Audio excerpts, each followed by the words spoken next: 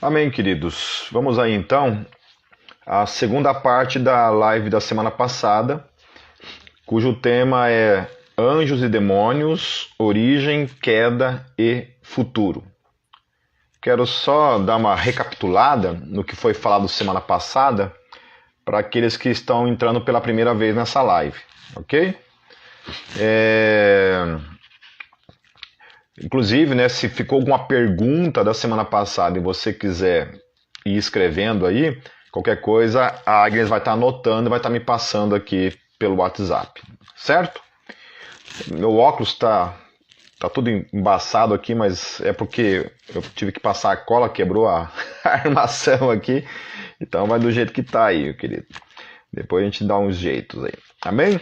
Então é o seguinte, semana passada, queridos, nós estivemos vendo sobre a questão da origem dos anjos e dos demônios, né? Então nós estivemos vendo que, biblicamente falando, a Bíblia fala que os demônios são anjos, né? Anjos que caíram, certo? Então nós estivemos vendo a questão lá, né, do que diz o texto lá, que o único anjo que a princípio a Bíblia descreve como ele foi criado, né? Obviamente que isso daí tem muitas vertentes que negam isso, que acham que não, que o texto lá tanto de Ezequiel quanto de Isaías não estão falando do diabo, né? Não estão falando nada, é somente sobre o rei da Babilônia e tal, mas, né, a grande maioria dos teólogos entendem que sim, né? Que é uma profecia dupla, né? É uma profecia dupla que também está tratando a questão do rei da Babilônia, mas também está tratando ali a questão de Satanás, né? A questão de como ele foi criado, aquilo que a Bíblia chama de Satanás, né?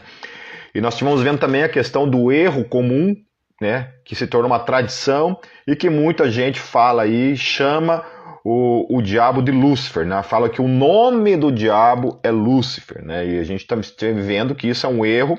Por quê? Porque não se traduz nome. Ok? Nome não se traduz. Você pode transliterar um nome, mas você não pode traduzir o nome. Ok? Então lá, em todas as traduções, Gabriel vai ser Gabriel, Miguel vai ser Miguel, certo?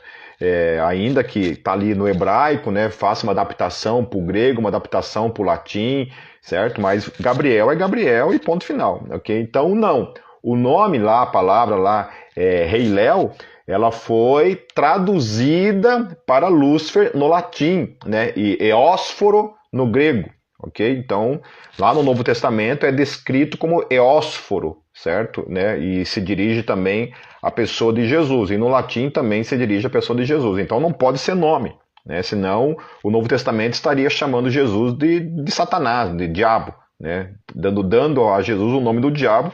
Então isso é um erro muito grotesco e que eu vejo muitos teólogos, inclusive, falando. Né? Esses dias eu vi um vídeo no YouTube de um teólogo lá defendendo que o nome do diabo é Lúcifer. Não faz o menor sentido, certo? Não faz o menor sentido. Esse cara está 100% equivocado, ok?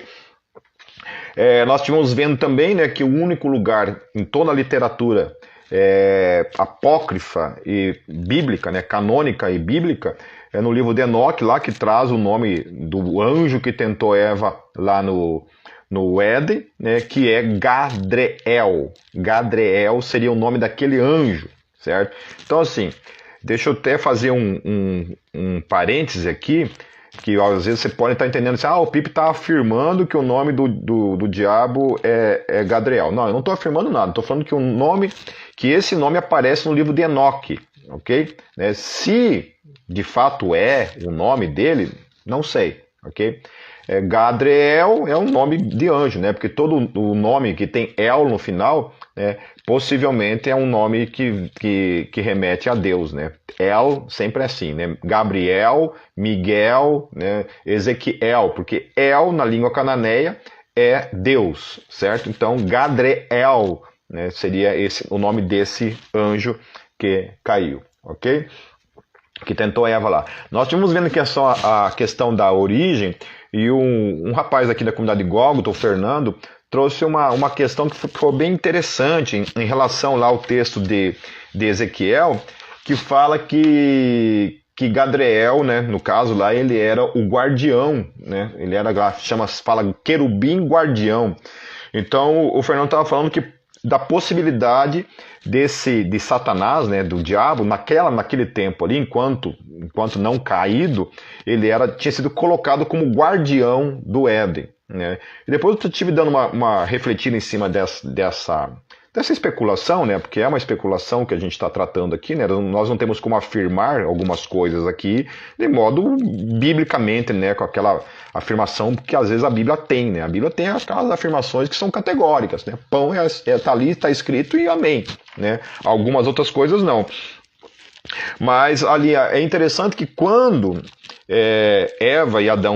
Adão e Eva são expulsos do Éden, Deus coloca dois guardiões, né, dois anjos para guardarem, né, o Éden, para que eles não possam novamente entrar, né? Então são sinais, certo? São sinais que dá possibilidade realmente de que Gadriel fosse o guardião do Éden, né? Porque ele estava lá dentro, né? Ele entrou no Éden, foi lá, né, e fez tudo aquilo ali. Então provavelmente a queda dele tenha sido ali, certo? Provavelmente a queda deles tenha acontecido ali. Então a gente esteve falando também dos tipos de anjos, né, que a Bíblia revela, né, que são os arcanjos, os querubins e os serafins, né? E daí lá o livro de Enoque fala de uma outra categoria de anjos que seriam os orfanins, né? Então ele cita essas três categorias de anjos e cita ainda mais os orfanins. A Bíblia não revela nada a respeito dos orfanins, né? Muita gente assim pode questionar essa questão de eu estar fazendo uso do livro de Enoque, mas volto a falar, toda vez que eu citei a questão do livro de Enoque, é porque a Bíblia também cita o livro de Enoque, certo? Então a Bíblia cita lá, então eu estou me baseando naquilo que a Bíblia fala e especulando, né, algumas coisas, ao mesmo tempo em que a gente tem aqui algumas revelações bíblicas que confirmam, que parecem confirmar tudo isso que eu estou falando, ok? Mas, né, tem coisas aqui que a gente realmente não tem como afirmar, né? Por exemplo, que o nome do diabo realmente é Gadriel, ok? Né? Aí é uma questão de cada um relevar se de fato o livro de Enoque nessa questão foi inspirado ou não, certo? Se é de fato isso ou não. E como que ele chegou a essa conclusão, sendo que a Bíblia, né, todo o Antigo Testamento não revela o nome do diabo, né? Em nenhum lugar da Bíblia revela o nome de Satanás. Ok, queridos? Que mais? E a gente esteve falando também a respeito, né, de como que são esses os arcanjos, os serafins e os querubins. A gente esteve falando a respeito disso também, né? Citando isso biblicamente. Aí nós estivemos entrando no segundo ponto, que é a questão da queda, né? Estivemos vendo a questão da origem e estivemos vendo também a questão da queda de Satanás e dos seus anjos, né? E a conclusão é que houve pelo menos duas quedas, né? Que é a primeira queda que acontece então no Éden, né? Especulando-se que tenha sido ali realmente, né? Isso explicaria a razão também, né? Explicaria por que Satanás estava ali no Éden, né? Porque se ele fosse o guardião do Éden, realmente ele estava ali no Éden, então guardando ali, né? Os dois ali, e ele que foi, então, acabou sendo esse veículo da queda da humanidade e também possibilitando também a sua própria queda, ok? Então, existe a queda ali no Éden, né? A forma como Deus lida ali com tudo aquilo ali, e nós tínhamos vendo também da segunda queda dos anjos, né? Que foram aqueles 200 anjos que caíram lá antes do dilúvio com aquelas mulheres que tiveram relações sexuais, e dali nasceram os Néfilins, certo? Falei também que eu tive muita dificuldade de aceitar essa história como verdadeira durante muito tempo, ok? Mas hoje assim, eu não abraço ela como uma verdade, certo?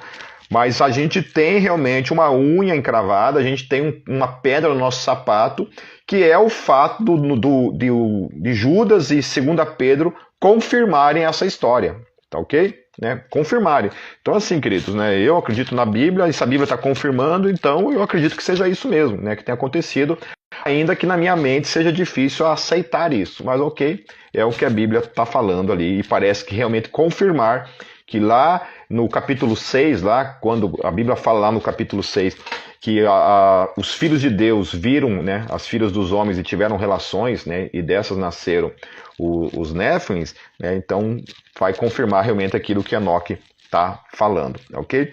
E aí existe também uma terceira queda, que na verdade não é necessariamente uma terceira queda, né? Está muito ligada ainda à primeira queda, porque esses 200 anjos que caíram na segunda queda, todos eles foram presos. É o que 2 Pedro e Judas revela, né? Estão presos lá no Tártaro, né? Que é uma espécie de inferno dos demônios, né? Desses anjos que caíram, desses anjos específicos que caíram, certo?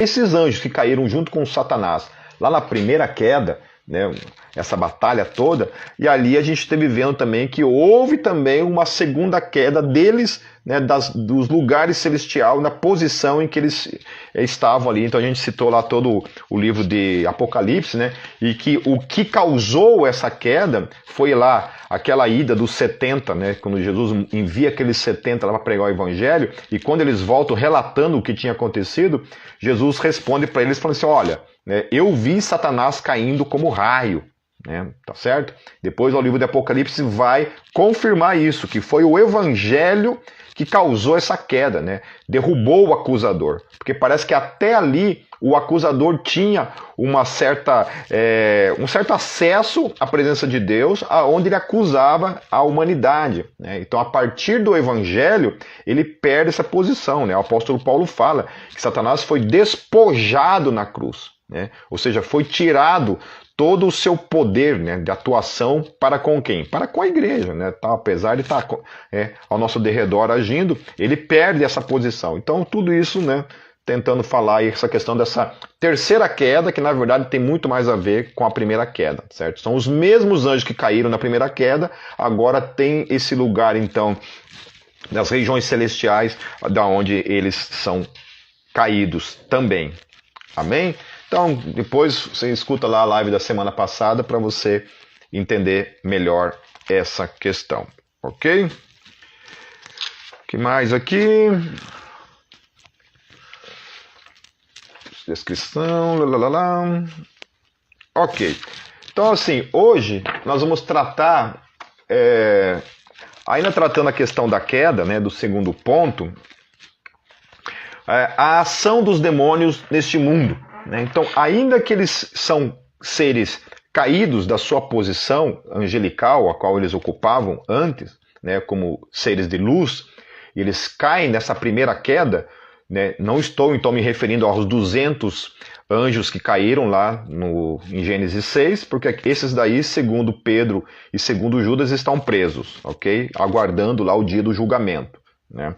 Agora, em relação a esses demônios que caíram, esses anjos que caíram junto com Gadriel ou com Satanás, né, com o diabo, né, é sobre esses, então, qual é a ação deles na nossa vida ou neste mundo, ok? Lá em 1 Pedro, no capítulo 5, no verso 8, diz assim, sede sóbrios, vigiai, porque o diabo, vosso adversário, anda em derredor, bramando como leão, buscando a quem possa tragar. Então aqui ele está falando isso. O que ele está fazendo? Ele está ao derredor. A ação dele é contra a humanidade. Ele tem um ódio profundo pela humanidade, especialmente pelos filhos de Deus, e ele está ao derredor de todos nós, tentando nos tragar, ok? Tentando escravizar, ele tentou Jesus lá no Éden, ele é cara de pau mesmo, e ele está aí, agindo. Tem um livro que eu gosto muito, tem muita gente que não gosta desse livro, claro que se trata de uma ficção, é uma ficção, então não é um livro assim que tem assim por finalidade de tratar alguma coisa como uma verdade, é simplesmente uma visão que o Frank Perry traz assim do mundo espiritual, tenta ali,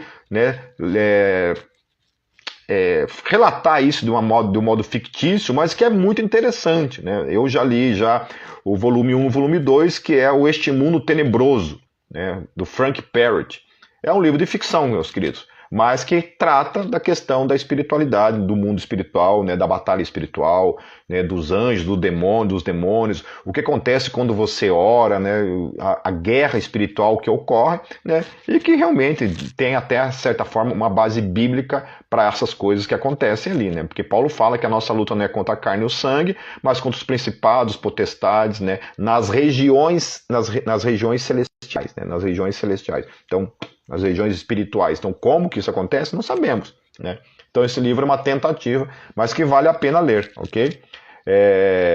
Frank Perret, Este Mundo Tenebroso, tem o volume 1, o volume 2, tem O Pacto, tem O Profeta.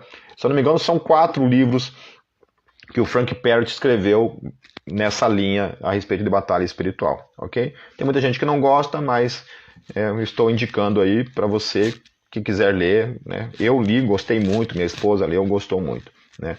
1 Timóteo 5,15 fala que um dos propósitos dele também é desviar você, que é cristão, do caminho, entendeu? É tirar você do caminho, né? Lá em 1 Timóteo 5,15 diz assim: porque já alguns se desviaram indo após Satanás, né? Olha só, Paulo está falando isso para Timóteo, fala, olha, alguns ali, que estavam na igreja já se desviaram, né? Já foram embora, né? Indo atrás de quem? De Satanás, né? Que estava ali ao derredor e acabou conduzindo essas pessoas, né? A gente tem lá o caso de Ananias e Safira, né? Olha o que Atos 5,3 fala. Disse então Pedro: Ananias, por que encheu Satanás o teu coração para que mentisses ao Espírito Santo e retivesses parte do preço da herdade? Então olha só que coisa séria, né? Ele conseguiu falar no coração lá de Ananias e Safira, o diabo, né? Falou, convenceu eles a mentir para o Espírito Santo. Ok? Então, para você ver como o negócio é sujo, né? E eu e vocês podemos estar sujeitos a esse tipo de mentira, por isso que temos que estar atentos a tudo isso, né? Lá em Mateus 16, 23, olha só, ele é tão sujo que ele tentou Pedro contra o próprio Jesus para fazer Jesus desistir da sua obra, do seu alvo, que era a questão da cruz, né? Lá em Mateus 16, 23. Ele, porém, voltando-se, disse a Pedro, Jesus: para trás de mim, Satanás, que me serves de escândalo, porque não compreendes as coisas que são de Deus, mas só as que são dos homens. Então, Jesus repreende Pedro, porque percebe, né, tem esse discernimento de perceber que o diabo estava usando a boca de Pedro, certo? Então, olha só. Então, a gente está sujeito a isso, querido. Eu estou falando de um discípulo de Jesus que estava ali. Então, a gente tem que tomar muito cuidado com a nossa palavra, porque às vezes a gente pode estar sendo realmente um instrumento do diabo, entende? Eu não acredito assim em possessão demoníaca de gente nascida de novo, ok? Mas acredito na influência.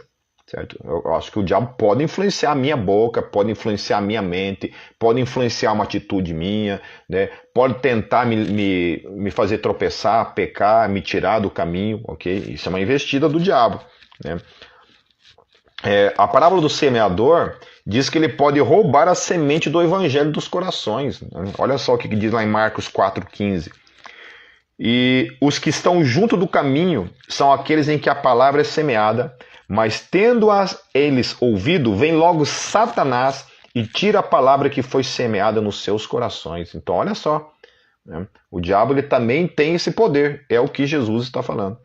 É que o diabo tem esse poder de, inclusive, arrancar, né, a semente do evangelho de um coração que está ali recebendo o evangelho. Olha como a coisa é suja, realmente, né? Inclusive, para enganar as pessoas, ele pode se transfigurar em anjo de luz. É o que Paulo fala lá em 2 Coríntios 11, 14. Diz assim: e não é maravilha, porque o próprio Satanás se transfigura em anjo de luz. Então, nem tudo aquilo que aparentemente pode ser da luz, entre aspas, necessariamente é da luz. Okay? Então, por quê? Porque o próprio diabo pode se transfigurar em anjo de luz, supostamente anjo de luz, e algo com uma roupagem de verdade, uma roupagem de luz, uma roupagem de Deus, de Jesus, tudo, e estar sendo simplesmente o próprio diabo, né, agindo nessas situações. Ok?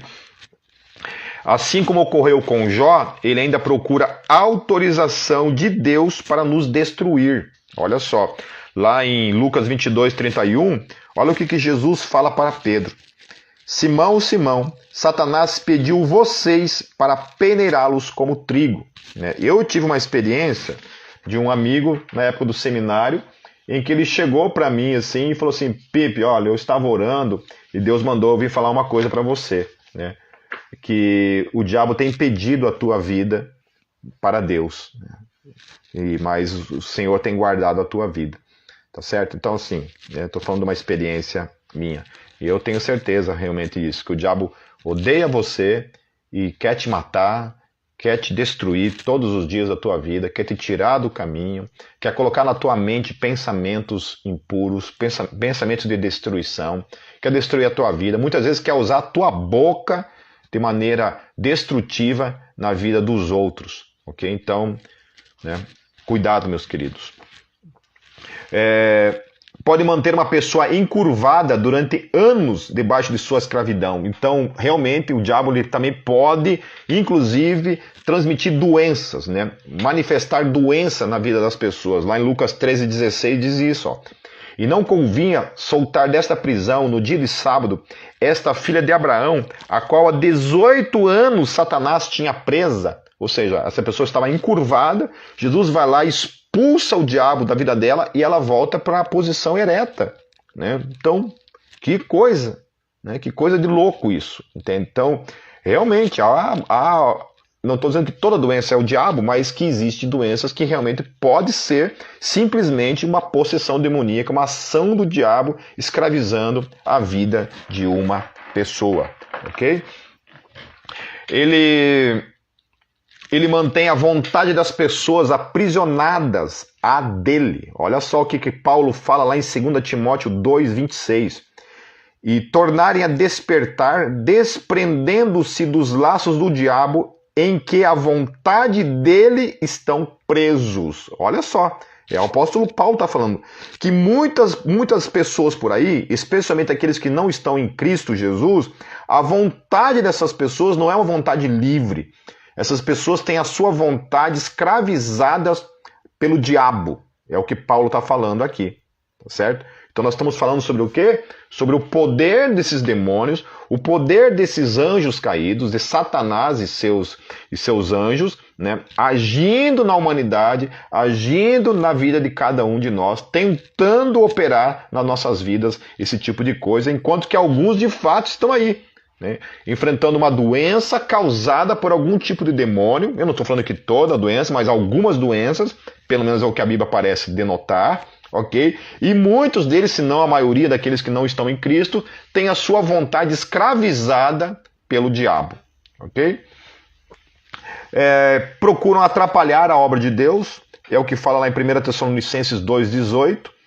Por isso, bem quisemos uma e outra vez ir ter convosco, pelo menos eu, Paulo, mas Satanás nolo impediu. Olha só, Paulo está falando então que o diabo pode se colocar impedindo a obra de Deus na tua vida, na igreja, no teu ministério, em qualquer coisa que seja. O diabo pode tentar impedir e impede, o que Paulo está falando aqui, que o diabo impediu aquilo que eles tinham como objetivo aqui nesse caso, ok? Lá em Apocalipse 2:10, nada tema das coisas que há de padecer. Eis que o diabo lançará alguns de vós na prisão, para que sejais tentados, e tereis uma tribulação de 10 dias. Ser fiel até a morte, e dar-te-ei a coroa da vida. Então, o Apocalipse também está confirmando que o diabo vai impedir, vai se colocar no caminho para tentar impedir a obra de Deus, ok? Outra função também desses demônios nesse mundo, possuírem o corpo daqueles que mexem com algum tipo de ocultismo. Jesus lidou em diversas ocasiões com pessoas possuídas por demônios. Em uma ocasião, inclusive, a pessoa estava possuída por uma legião deles. Ou seja, 6.000 demônios. Uma legião é composta por 6.000 soldados, né? Uma legião romana, 6.000 soldados, e aqui no caso, quando tinha uma legião na vida daquela pessoa ali, equivale então a 6.000 demônios. Como que isso se dá? Não sei, queridos, não sei. Eu não sei como 6.000 mentes conseguem ocupar uma mente humana, né? Um espírito humano, a alma humana. Não sei, a gente não tem explicação para isso, ok? Lá em Lucas 22, 3, né? Entrou, porém, Satanás... desculpa. Lucas também relata que ele possuiu o corpo de Satanás para atrair... O corpo de Jesus... Oh, que coisa! Falta aqui. Lucas relata que ele possuiu o corpo de Judas para atrair Jesus, ok? Lá, entrou, porém, Satanás em Judas, que tinha por sobrenome Iscariotes, o qual era do número dos 12, Lucas 22, 3, certo? Ou seja, o próprio Satanás possuiu o corpo de Judas, o que levou ele a trair Jesus, certo? É o que o Evangelho de Lucas está relatando, certo? A outra coisa é acusar os seres humanos dos seus pecados de Deus. Ok? Lá em Apocalipse 12, 10 diz: porque já o acusador de nossos irmãos é derrubado, o qual diante do nosso Deus os acusava de dia e de noite. Amém? Mas agora, graças a Deus, quanto à igreja, nós estamos lavados pelo sangue do Cordeiro. A outra coisa, buscam adoração dos seres humanos. Paulo denomina os deuses como demônios, certo? Então, lá em 1 Coríntios 10, 19 a 20, diz assim: mas que digo? Que o ídolo é alguma coisa? Ou que o sacrifício ao ídolo é alguma coisa? Antes digo que as coisas que os gentios sacrificam, os sacrificam aos demônios, e não a Deus. E não quero que sejais participantes com os demônios. Então, todo tipo de idolatria, é por isso que o diabo tem prazer em propagar a idolatria, porque a idolatria é automaticamente a adoração a ele. Então, é a forma dele ser adorado, ele se passando por um outro Deus, ok? Então, ele também tem essa função nesse mundo, procurar a adoração dos seres humanos, ainda que não necessariamente, né, usando uma capa do diabo, de Satanás, ainda que muitas religiões, né, alguns movimentos aí afros, literalmente adoram o diabo, literalmente, né? Assim, é direcionado mesmo, não tem nem atuação, né? É direto mesmo aquilo ali, né? No entanto, nas outras religiões, né, politeístas, ele se transfigura então sob a forma de um outro Deus e recebe então esse tipo de adoração. Pelo menos é isso que Paulo está falando aqui, né? Em 1 Coríntios, Paulo está falando isso, que não existe outros deuses. O que existe são demônios, certo? Quando uma pessoa adora um outro Deus, que não o Deus bíblico, ele está adorando, então, a um demônio, ok? Segundo a Bíblia Sagrada, né? Então, devemos nos revestir de toda a armadura espiritual, submetermos a Deus e resistir ao diabo. Amém, queridos? Agora, a ação dos anjos que não caíram. Nós tínhamos vendo a ação dos demônios e agora vamos ver a ação dos anjos que não caíram. Então, lá, Apocalipse 1:1, eles são mensageiros do céu em toda a Bíblia. O próprio livro do Apocalipse foi revelado para João por um anjo que trouxe a palavra de Jesus. Lá diz então, revelação de Jesus Cristo, a qual Deus lhe deu para mostrar aos seus servos as coisas que brevemente devem acontecer. E pelo seu anjo as enviou e as notificou a João, seu servo. Então, o livro de João, o livro de Apocalipse, foi revelado para João por meio da vida de um anjo. Um anjo levou essa revelação para João e João, então, escreveu o livro do Apocalipse. E inúmeras outras passagens bíblicas em que os anjos aparecem trazendo recados e direcionamentos para o povo. Por exemplo, o caso de Sodoma e Gomorra. O aviso, por exemplo, de que José deveria fugir para o Egito, né, e tudo mais. Então, eles têm essa função de serem mensageiros, né, de trazerem uma mensagem da parte dos céus para a igreja ou para o povo de Deus, né. Eles servem Jesus e o seu reino. Então, lá Mateus 4:11, então o diabo o deixou e eis que chegaram os anjos e o serviam. Ok? Então, os anjos foram lá e serviram Jesus depois dos 40 dias de deserto, né? Quando vão prender Jesus, é uma coisa muito interessante. Olha o que Jesus responde, né, para eles, quando eles vão tentar prender Jesus lá, né? Ele fala assim: ou pensas tu que eu não poderia agora orar ao meu Pai e que ele não me daria mais de 12 legiões de anjos, né? Então, se cada legião romana era composta por 6.000 soldados, né, Jesus poderia ter convocado ali, se ele quisesse, 72.000 anjos, ou mais, ele fala, para virem em socorro e auxiliá-lo ali, né? Isso demonstra o quê? Que Jesus estava totalmente despido, de fato, da sua glória e do seu poder enquanto homem, ok? Permanecia sendo Deus, mas ali como homem, ele não exerceu em momento algum o seu poder como Deus, certo? Porque ele não precisava de anjo nenhum, né? Era só ele piscar ali, soprar, morria todo mundo, certo? São eles que estavam no túmulo de Jesus e falaram para as mulheres que ele havia ressuscitado, né? Lá em João 20:12. Então eles também são testemunhas da ressurreição. E viu 2 anjos vestidos de branco, assentados onde jazera o corpo de Jesus, um à cabeceira e outro aos pés. Eles libertam Pedro de uma prisão. Tudo isso que eu estou falando que os anjos têm essa função de serem mensageiros e também de servirem o reino, servirem a igreja. Lá em Atos 12:7, olha só. Eis que sobreveio o anjo do Senhor e resplandeceu uma luz na prisão, e tocando a Pedro na ilharga, o despertou, dizendo: levanta-te depressa, e caíram-lhe das mãos as cadeias, certo? Então, um anjo também vai lá e liberta também Pedro da prisão. O autor de Hebreus, ele fala que nós podemos hospedar anjos sem sabermos. Lá em Hebreus 13:2 diz assim: não vos esqueçais da hospitalidade, porque por ela, alguns, não o sabendo, hospedaram anjos. Então, também isso, né? Você pode, às vezes, não ter consciência disso, mas às vezes você pode estar hospedando um anjo na sua casa sem que você saiba, né? Pedro fala que os anjos almejavam a tarefa de pregar o evangelho, né? Em 1 Pedro 1:12, aos quais foi revelado que, não para si mesmos, mas para nós, eles ministravam estas coisas que agora vos foram anunciadas por aqueles que, pelo Espírito Santo enviado do céu, vos pregaram o Evangelho, para os quais coisas os anjos desejam bem atentar. Ok?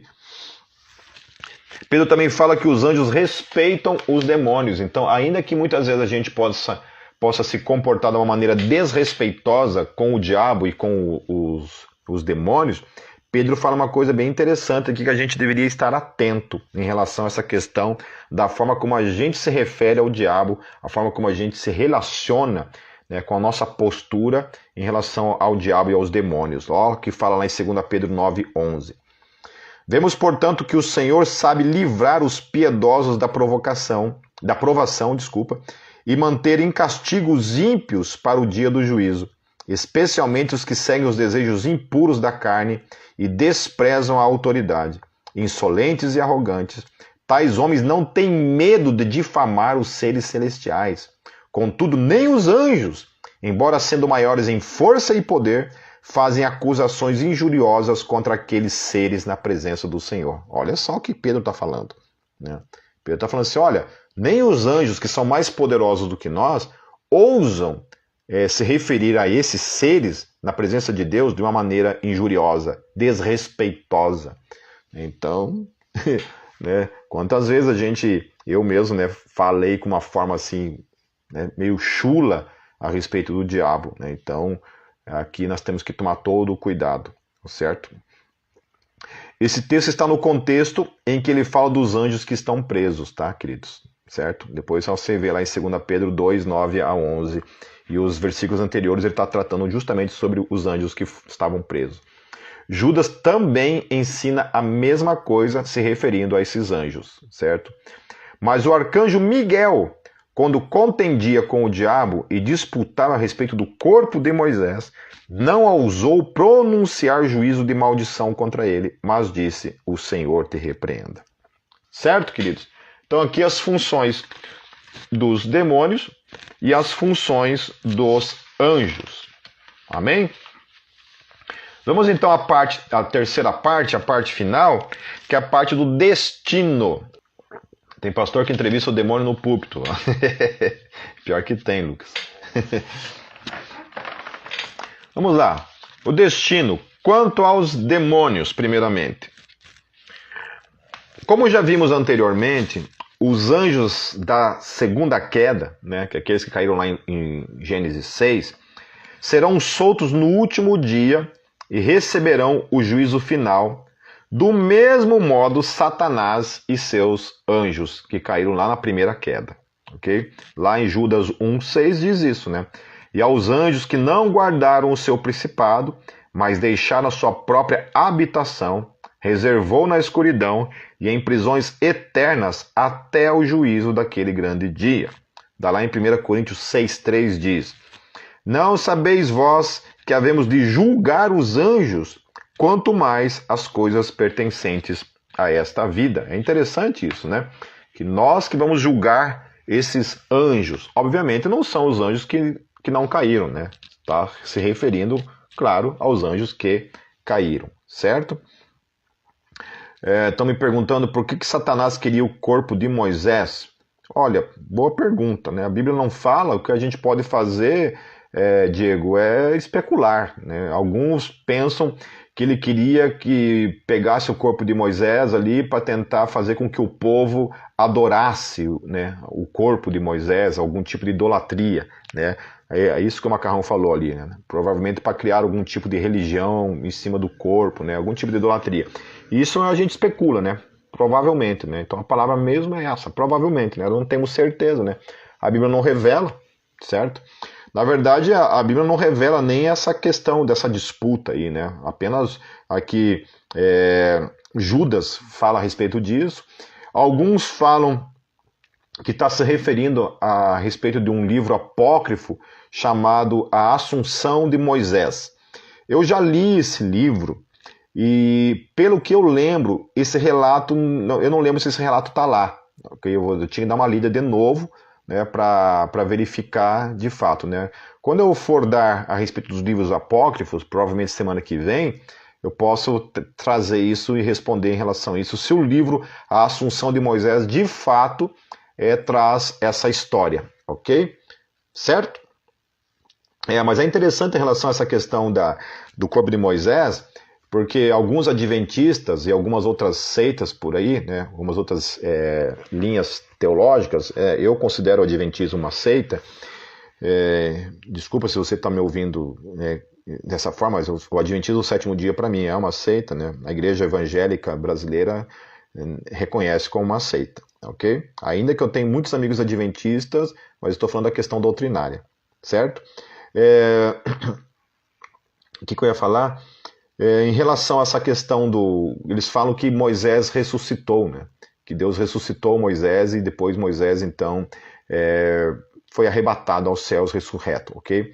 Mas, porém, o problema é que o livro, esse texto que está falando, o livro de Judas, ele contraria isso, né? Ele está falando que eles estavam disputando o corpo de Moisés e não a vida de Moisés, não Moisés, né? O corpo de Moisés.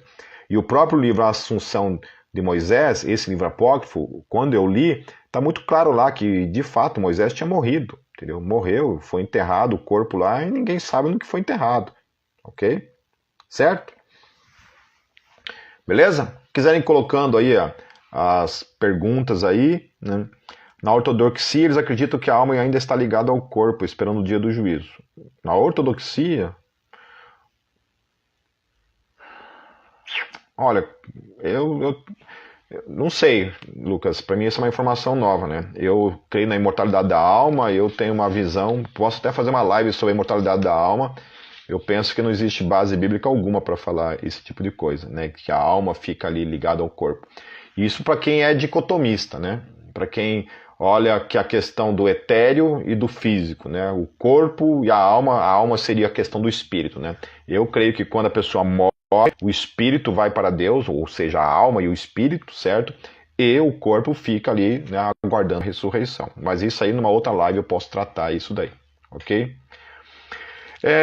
Quanto estão lá? Deixa eu ver aqui.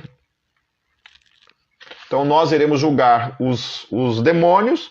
Apocalipse 20:10 diz assim: e o diabo, ou seja, lá o tal do Gadriel, né, o tal do anjo lá do Éden, que os enganava, foi lançado no lago de fogo e enxofre, onde estão a besta e o falso profeta. E de dia e de noite serão atormentados para todo o sempre. Amém. Então, esse é o destino final, é o futuro, né, de todos os anjos que caíram, né, da primeira queda e os da segunda queda. Okay? Satanás e os seus anjos e aqueles 200 que foram presos lá em Gênesis 6. Okay? Quanto aos anjos que não caíram, lá em Mateus 13:49, diz assim: assim será na consumação dos séculos, virão os anjos e separarão os maus de entre os justos. Então, assim, biblicamente falando, o destino dos anjos em relação à nossa história, ligada à nossa história, é que no final eles também farão parte desse julgamento, né? Aí também tem uma questão de escatologia, né? De uma visão escatológica que eu tenho, né? Os anjos fazem parte do arrebatamento, né? E o arrebatamento é o encontro com o Senhor nos ares, ok? Eu não vou falar nessa live sobre escatologia. Até estava vendo um vídeo esses dias do Daniel Mastral, né, e falando sobre escatologia. Pelo amor de Deus, que desespero que me dá ver esses caras falando sobre escatologia aí. E a grande maioria desses teólogos que falam sobre escatologia hoje, e músicas que muitas vezes estão escritas sobre escatologia, é uma besteira, querido, sabe? Desculpa falar isso com talvez um pouco de arrogância, sabe? Mas a maior parte dessa visão escatológica que você escuta por aí, eu vou te falar, sabe, como teólogo, que é besteira, ok? Não condiz, de fato, com a Bíblia Sagrada, ainda que tenha essa roupagem de ser fundamentada na Bíblia, não é bem por aí, ok? Depois, quem quiser assistir lá a minha série de pregações sobre escatologia, depois você pode lá procurar lá no site da Gólgota, você vai encontrar lá. Só coloca lá Pastor Pipe Escatologia, vai aparecer lá. Se eu não me engano, são 17 ou 19 pregações sobre escatologia. Ou então você me chama no privado, depois eu mando para vocês ali todos os links de escatologia, falando sobre a visão para mim, que é a bíblica, né? Eu estou escrevendo um livro sobre isso, né? Eu não consegui terminar ele ainda, faltam alguns ajustes para completar ele, mas se Deus quiser, esse ano eu ainda lanço meu livro sobre escatologia, né? E já fazendo uma propaganda aqui, eu acho que vai ser um dos melhores livros já escritos sobre escatologia que eu tenho conhecimento, ok? Eu já li muito livro sobre escatologia e eu desconheço um livro da forma como ele foi escrito, ok? Mas isso daí, mais para frente, eu posso falar melhor sobre isso, ok? Então os anjos vão participar dessa questão do arrebatamento, essa questão do juízo final, né, da parousia ali na vinda de Jesus. E não somente esse texto, há outros vários textos que falam a respeito de Jesus vindo com os seus anjos, né, trazendo juízo, né, e o arrebatamento fazendo parte desse momento em que nós teremos esse encontro com o Senhor nos ares, os quais os anjos vão separar e vão nos levar aos ares para todo o sempre, né?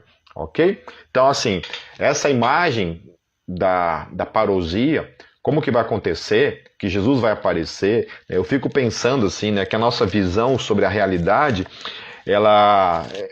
a gente não consegue explicar como é que essa questão, por exemplo, que quando Jesus está subindo ali, ascendendo aos céus, ele sobe numa nuvem, tá? Mas daí o que acontece? Ele vai para o espaço sideral, né? Eu tive um debate com uns criacionistas esses dias, né? Não estou falando que todo criacionista crê nisso, né? Mas uns criacionistas falando a respeito tentando definir como que será o céu usando leis da física, né? E eu tive uma discussão ferrenha com eles falando assim, não, querido, vocês não podem falar esse tipo de coisa. Né? Vocês não têm como afirmar como vai ser o céu. E fiquei lá, sabe, uma semana discutindo sobre isso, e os caras querendo me empurrar a goela abaixo, e os caras falando que, inclusive, não existe outro, olha só, esses criacionistas falando isso, que não existe outro mundo além desse, né? Ou seja, Deus habita nesse mundo.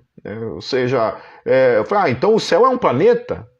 Eu comecei a questionar ali, né? Daí começou a virar meio que baixaria lá, uma tiração de sarro, e eu comecei a utilizar o meu lado irônico da coisa, que eu também tenho um lado irônico, e quando muito provocado, isso se manifesta, né? O Exu ironia começa a se manifestar, e eu comecei também a tirar sarro de algumas coisas, né? Então, assim, a gente não sabe, né? Quando Jesus ascende aos céus, ele desaparece. Né? Então dá uma impressão, Enoque ele fala sobre isso, né? Enoque fala sobre os 10 céus, né? Até posso falar uma live de repente só sobre o livro de Enoque, mas ele fala sobre os 10 céus, né? E que eu acredito que são dimensões, né? São dimensões, o céu é uma dimensão, o mundo espiritual é uma dimensão paralela a esse mundo, né? Uma realidade a qual nós não vemos, entende? Né? Nós não vemos, mas está ali. Deus, quando quer manifestar ele, manifesta, entende? Então imagina, né, como vai ser, o céu vai se rasgar. Né? Essa dimensão da eternidade, a qual a gente não consegue ver, vai se rasgar e vai aparecer do mesmo modo, a gente vai passar por essa dimensão, né? Por esse portal, sei lá o que é, né? Nós não sabemos, ok? Só tomar uma aguinha aqui. O tormento eterno será eterno mesmo ou terá um fim? Olha, querido, eu posso fazer numa live também tratar sobre a questão do universalismo, né? O universalismo afirma que não, né? Utilizam lá essa palavra eterno. Essa palavra eterno no grego, realmente ela tem assim, ela pode ser traduzida como um tempo, ok? Um tempo, certo? Apenas um tempo. Pode ser traduzida dessa forma, né? Não algo literalmente eterno, mas somente um tempo, né? Um tempo no tempo. Porém, é complicado, porque essa mesma palavra ali que fala então, digamos lá, que fala eternidade para aqueles que seriam lançados no lago de fogo, também fala sobre a mesma palavra no grego eterno, também fala para a vida eterna. Então essa vida eterna também tem um tempo, entende? Então é difícil, porque esses caras daí tem que traduzir assim. Para o inferno é um tempo curto, né? E a eternidade, então, é realmente, a vida eterna é eterno de fato, entendeu? Então é muito difícil, né? Mas eu não vou falar sobre universalismo hoje, mas numa outra live eu posso tratar a respeito do universalismo. Também estou escrevendo um livro sobre o inferno, onde eu vou tratar também a questão do universalismo, o qual eu não creio, ok? Alguns teólogos acreditam que o dilúvio também tinha a função de livrar a humanidade do sangue de Néfilins. Eu também acredito nisso. Mas o livro de Enoque diz que um arcanjo os mataram. Quem tem mais razão ali? Ou é meio a meio? O livro de Enoque fala que foram os anjos que mataram esses Néfilins, né? Mas talvez algumas pessoas, né, o criacionismo, por exemplo, né? Por isso eu estou falando assim, a minha discussão foram com alguns criacionistas, tá, queridos? Eu sou criacionista e eu não estou falando mal do criacionismo, tá? O criacionismo não ensina nada a respeito disso que eu acabei de falar ali, que foi a minha discussão, ok? Alguns criacionistas, dentro de um grupo de criacionistas que eu faço parte, vieram com essa teoria de querer descrever a eternidade e a gente teve uma discussão, ok? Mas o criacionismo em si não tem nada que ensina esse tipo de coisa aí de falar como vai ser o céu, ok? O criacionismo acredita que o dilúvio de fato acabou com os dinossauros, né? Então talvez, né? Não sei, é uma coisa assim que a gente não sabe dizer, ok? Mas ali o livro de Enoque fala então que os anjos mataram esses Néfilins, né? Talvez os anjos tenham usado o próprio dilúvio para matar esses caras, ok? Mas aí são especulações. Biblicamente falando, a gente não tem como afirmar nada nesse aspecto, ok? Uma coisa que eu queria tratar, queridos, quase encerrando aqui, por que os anjos que caíram não tiveram uma segunda chance e os seres humanos tiveram? Essa é uma pergunta. Porque, por exemplo, os homens também caíram e tiveram uma segunda chance. Ok? Certo? Já os anjos que caíram não tiveram uma segunda chance, né? Satanás caiu, né? Se lascou. Ok? Aqueles anjos lá antes do dilúvio caíram, também se lascaram. Certo? Né? Então, Por que eles não tiveram uma chance e nós tivemos uma segunda chance? É uma pergunta. Então, olha só, a minha resposta para isso é porque os anjos foram feitos seres celestiais e os homens foram feitos seres terrenos. Os homens não foram feitos seres celestiais. Okay? Seres celestiais são anjos, querubins, serafins, né? Orfanins, arcanjos, certo? São seres celestiais. Os homens foram feitos seres terrenos. Então, os anjos eles caíram de uma condição a qual nem Adão e nem Eva jamais experimentaram. É como se, por exemplo, queridos, nós fôssemos, depois dessa condição aqui, nós fôssemos para o céu e do céu, então, nós voltássemos para essa condição. Por quê? Depois de estarmos lá, na presença de Deus, vendo o trono de Deus, vendo a glória de Deus, o poder de Deus, a presença de Deus, cair dessa condição, não resta nada do que ser feito para essa pessoa que experimentou essa realidade. Por isso que o autor de Hebreus, ele fala assim, que aqueles que já experimentaram, já provaram, não é isso que o autor de Hebreus fala? Ele fala assim, é impossível renová-los para o arrependimento. Porque o cara já provou, o cara já experimentou, o cara estava lá. Viu Deus, viu a glória de Deus, viu o trono de Deus. Eternamente estava lá, na presença de Deus. Entendeu? E ele cai dessa condição, não tem volta. Certo? Não tem volta. Nós, os seres humanos, nunca, nem de perto experimentamos isso um dia na vida. Nós fomos criados seres terrenos que serão revestidos daquilo que é celestial, daquilo que é imortal, e seremos conduzidos então para uma condição de nunca mais podermos cair daquela condição.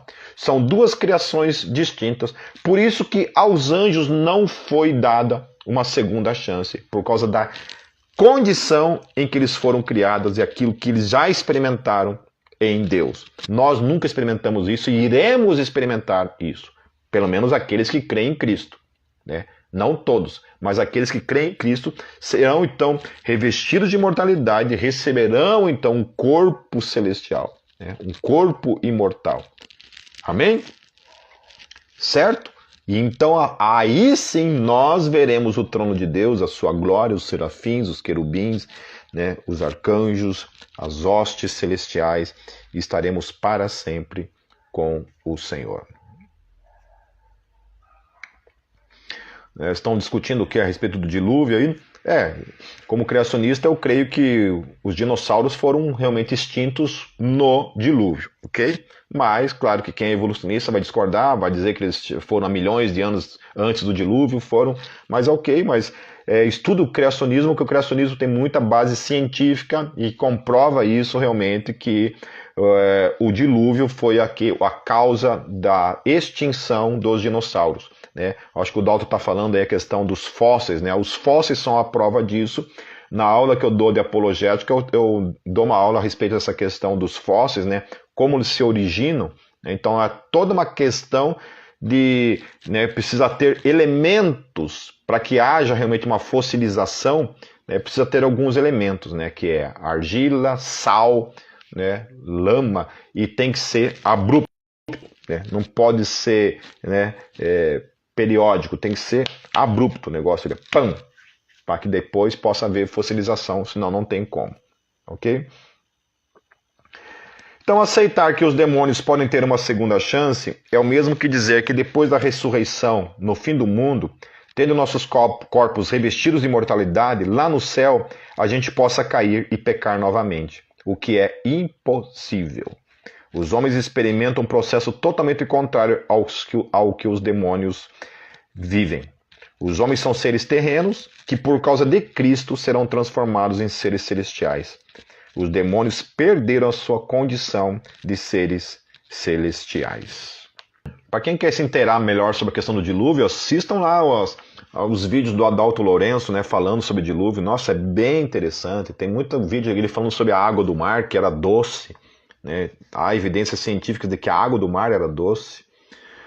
Então, tem uma pregação também do livro de Gênesis, né, uma série em cima do livro de Gênesis, onde eu também falo algumas coisas ali a respeito do dilúvio, que vale a pena dar uma olhada lá. Amém, queridos? Eu espero que tenha sido bastante esclarecedor algumas coisas, né? E volto a falar que algumas coisas, obviamente, são especulativas, né? Não tem como a gente pegar e ficar afirmando isso, né? Então, algumas coisas que eu falei aqui, né? E deixei claro que algumas coisas são simplesmente especulativas, né? Que parece apontar para isso, e outras coisas não, né? Outras coisas são de fato bíblicas e dentro daquilo que a Bíblia realmente revela. Amém, meus queridos? Deus os abençoe. Um beijo em seus corações.